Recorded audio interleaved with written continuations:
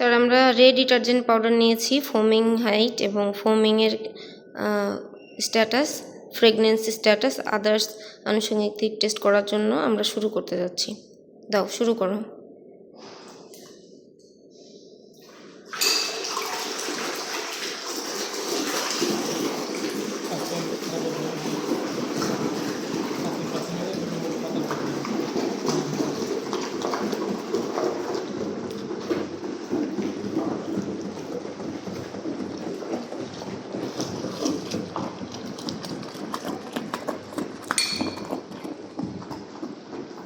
আপনারা ফোমিংটা নাকের কাছে গন্ধ নিয়ে দেখেন আপনাদের কাছে কেমন লাগছে?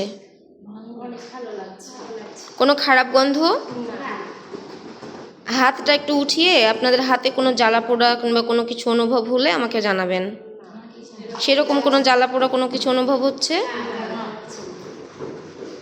ঠিক আছে, ধন্যবাদ।